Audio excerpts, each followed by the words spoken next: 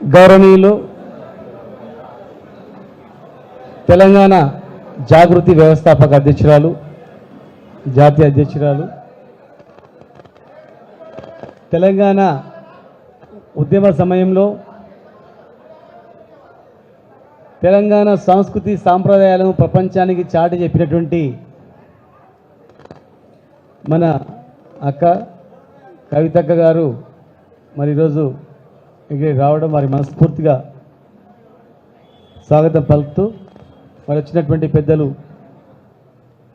MP గారికి, శ్రీనివాస్ రెడ్డి గారికి, మాజీ మంత్రివర్యులు చంద్రకరణ గారికి, రాజేశ్వర్ గౌడ్ చైర్మన్ గారికి, మున్సిపల్ చైర్మన్ గారికి, వెంకటయ్య చైర్మన్ గారికి, కృష్ణమోహన్ గారికి, సుధాశ్రీ అనిత పాండంగ రెడ్డి గారు ఎంపీ, వైస్ ఎంపీపీ, కృష్ణమోహన్ అధ్యక్షులు, ఫ్లోర్ లీడర్ రవికిషన్ రెడ్డి గారు, రాజేష్ గారు, చైర్మన్ వెంకన్న, మాజీ చైర్మన్లు అందరికీ, కౌన్సిలర్స్ కూర్చోమని చెప్పమ్మా, వాళ్ళు కూడా ఛాన్స్ కూర్చొని పెట్టండి. వైస్ చైర్మన్ గారికి అందరికీ నమస్కారం.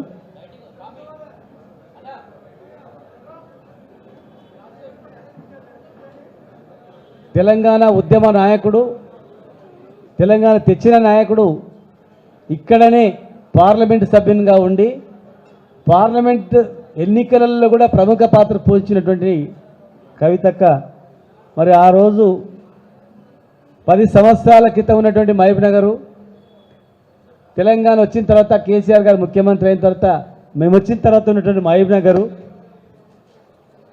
ప్రజలు కానీ ప్రజా అవసరాలు కానీ వలస కూలీలకు అడ్డగా ఉన్నటువంటి ఈ మహబూబ్నగర్ ఎటు చూసినా తుమ్మ చెట్లు, కంపతారు చెట్లు, పేదరికము, బొంబాయి బస్సులు, దుబాయ్, ఇవి తప్ప ఏమి కనిపించేవి కావు. మరి దుబాయ్లో ఉన్న వాళ్ళ గురించి పోరాటం చేసింది, బొంబాయిలో నుంచి పోరాటం చేసి ఇలా తెలంగాణ వచ్చిన తర్వాత ఈ ప్రాంతాన్ని చూసినప్పుడు వారి మాటల్లోనే చెప్తారు. ఎందుకంటే ఆనాటి నుంచి ఈనాటి వరకు అన్నీ ఆమె చూసింది కనుక. ఇద్దరం మార్నింగ్ వచ్చేటప్పుడు అన్న ఏం తక్కువైంది ఈ మహబూబ్నగర్కు, అసలు ఏ మాయ జరిగిపోయింది, ఏ మాయలో పడ్డారు ఈ మహబూబ్నగర్, అసలు ఏం కావాలి ఈ మహబూబ్నగర్కు, అసలు ఏం తక్కువైంది మహబూబ్నగర్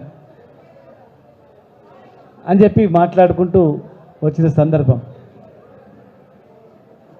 నేను ఎలక్షన్లో ఓడిపోయిన రోజు కూడా ఆ రోజు కూడా చెప్పిన, మా మీద ఏమైనా కోపం ఉంటే మమ్మల్ని కానీ పనులు మాత్రం బంద్ చేయకండి అని చెప్పినాం. ఏ పనులు బంద్ చేయకండి, మేము కూడా సహకరిస్తాం, ఆ పనులు కావాలి, మహబూబ్నగర్ ఖ్యాతి పెరగాలి, మహబూబ్నగర్ అభివృద్ధి కావాలని చెప్పి రోజుకు 10 మంది 10 అంబులెన్స్ పోయేటివి, 5 అంబులెన్స్ చనిపోయినటువంటి శవాలు వచ్చేటివి. చిన్న రోగం వచ్చినా హైదరాబాద్ పోవాలంతే, ఆక్సిజన్ సిలిండర్ లేదు, ఇక్కడ ఐసీయూ ఒక బెడ్ కూడా లేనటువంటి పరిస్థితి. 100 సంవత్సరాల చరిత్ర మన్నెకొండ టెంపుల్ యాజ్ టీజ్గా ఉండేది. ఉద్యోగం అనేది ఏం లేదు, చదువుకున్న తర్వాత ఇక ఉద్యోగం వచ్చేది ఏం లేదు, హోటల్లో పనిచేయడం, షాపులలో పనిచేయడం తప్ప ఉద్యోగం అంటే హైదరాబాద్కో అమెరికాకో వాల్సింది తప్ప ఏం లేదు. మరి ఇక్కడనే ఐటీ కంపెనీలు, ఇక్కడనే 10,000 మంది ఉద్యోగాలు ఇచ్చే పెద్ద ఇండస్ట్రీ చూస్తూ వచ్చినాం, పని జరుగుతున్న ఇండస్ట్రీ పెద్దది. మరి రోప్వే తెలంగాణలోనే మొట్టమొదటి రోప్వే, తెలంగాణ రాష్ట్రంలోనే దాదాపు కిలోమీటర్ రోప్వే ఉన్నది మహబూబ్నగర్లో. పనులు స్టార్ట్ అయినాయి, బునాదులు తీసిండ్రు, ఎందుకు ఆగిపోయినాయి? 5,000 మందికి అన్నం తినేటువంటి అన్నదాన సత్రం పైన ఎందుకు ఆగిపోయింది? కోనేరు ఎందుకు ఆగిపోయింది?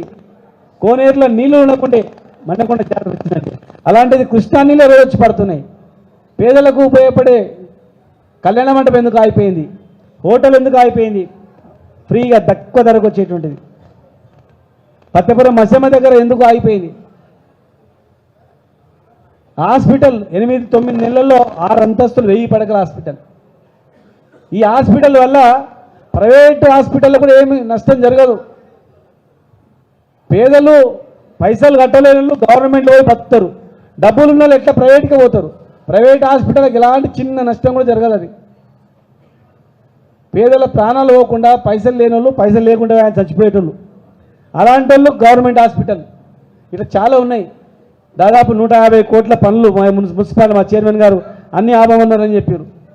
పనులన్నీ ఆపేసేయండి అన్నారని. మున్సిపాలిటీ పనులన్నీ ఆగిపోయినాయి, టెండర్ అయిపోయి పని అయ్యేటివి. హాస్పిటల్ పని ఆగిపోయింది, మన్నెంకొండ రోప్వే 100 కోట్ల రోప్వే ఆగిపోయింది, హోటల్ ఆగిపోయింది, డ్రైనేజ్లు ఆగిపోయినాయి.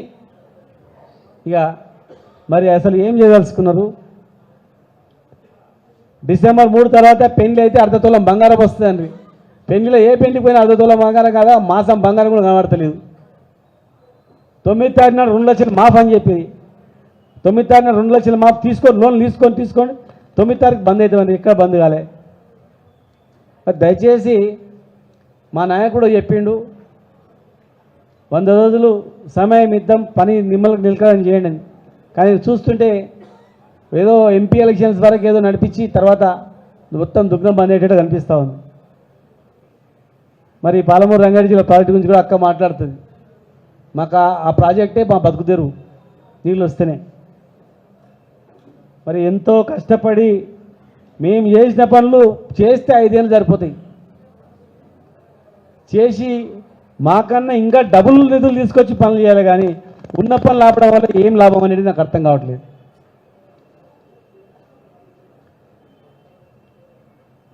మా కౌన్సిలర్స్ కొంతమంది పేపర్లు వస్తుంది, మొత్తం మీకే అప్పచెప్తాం, మరి చేయండి ఏముంది, టోటల్గా మొత్తం గుండుకు తప్పేపండి మేము అప్పచెప్తాం. కొనడం ఎందుకు, సంతలాగా ఉన్నట్లు కొనడం ఎందుకు, చేయడం ఎందుకు? మాకు కావాలా సీట్ అని చెప్పండి, మేమే ఇచ్చేస్తాం. కానీ ఇదేం పద్ధతి? మేము ఏం అట్లాంటి మరి ఏం చేస్తున్నారు? అధికారమే కావాలంటే అన్నీ ఇస్తాం, పనులు చేయండి కనీసం. మాకు కావాల్సింది మేము కష్టపడి తెలంగాణ తెచ్చుకున్నది కేసీఆర్ గారి నాయకత్వంలో ఈ ప్రాంతం బాగుపడాలని. ఆయన ఆహర్నిశలు శ్రమించింది ఆ మహనీయుడు తెలంగాణ బాగుపడాలని. మరి ఇంత బాగు చేసి ఇన్ని నిధులు చేస్తే మధ్యంతరంగా అన్ని ఆపడం అనేది ఏం లాభం? కనుక దయచేసి ఆ రోజు అదే చెప్తున్నాం, ఈరోజు ఇదే చెప్తున్నాం. మేము తెచ్చిన పనులు మా మీద కోపంతో ఆ పనులు ఆపితే ప్రజలకు నష్టం జరుగుతుంది, ప్రజల ప్రాణాలు పోతాయి. ఈ హాస్పిటల్ లేకపోతే ఈ హాస్పిటల్ వల్ల ప్రైవేట్ హాస్పిటల్ వాళ్ళకి ఎలాంటి నష్టం జరగదు, పేదలకు మాత్రమే ఉపయోగపడుతుంది ఈ హాస్పిటల్. ఈ మన్నెంకొండ రోప్వే వచ్చిందంటే అక్కడ పేదలకు పెళ్లిళ్ళు అవుతాయి. వేల మంది, యాదాద్రి తర్వాత తెలంగాణలో అతిపెద్ద దేవాలయం కనుక ఇక్కడ కూడా పెద్ద దేవాలయం డెవలప్ అవుతుంది. స్కూళ్ళు, మైనార్టీ స్కూళ్ళు, బీసీ ఎస్సీ ఎస్టీ స్కూళ్ళు, కాలేజీలు అవన్నీ కూడా నిర్మాణ దశలో ఉన్నాయి. కనుక దయచేసి మేము తీసుకొచ్చిన పనులు మా మీద కోపంతో ఆపి ప్రజల మీద నష్టం చేయకండి. మీరు ఇచ్చిన హామీలన్నీ నెరవేర్చండి. మీరు ఇచ్చిన హామీలన్నీ నెరవేరిస్తే మేమే అన్ని రకాలుగా మీకు సహకరిస్తాం. మీకు ఎవరెవరు కావాలో చెప్పండి, మేమే పంపిస్తాం, తీసుకోపోండి అని చెప్పి. కానీ దయచేసి ప్రజలకు అవాంతరీయ సంఘటన నష్టం జరగకుండా చేయండి. ప్రశాంతంగా ఉన్న మహబూబ్నగర్ ప్రశాంతంగా ఉండేటట్టు చేయండి దయచేసి. మరి జాగృతి అధ్యక్షురాలిగా ప్రపంచ స్థాయిలో కూడా ఎంతో గొప్ప పేరు తెచ్చి ఒక ఆడబిడ్డగా, మన ఆడబిడ్డగా మనం కూడా గర్వపెట్టేట్లు ఎన్నో కార్యక్రమాలు నిర్వహించి మరి ఈరోజు ఇక్కడ వచ్చి మన మహబూబ్నగర్ గురించి మాట్లాడవలసిందిగా అక్కడిని రిక్వెస్ట్ చేస్తాను. Thank you.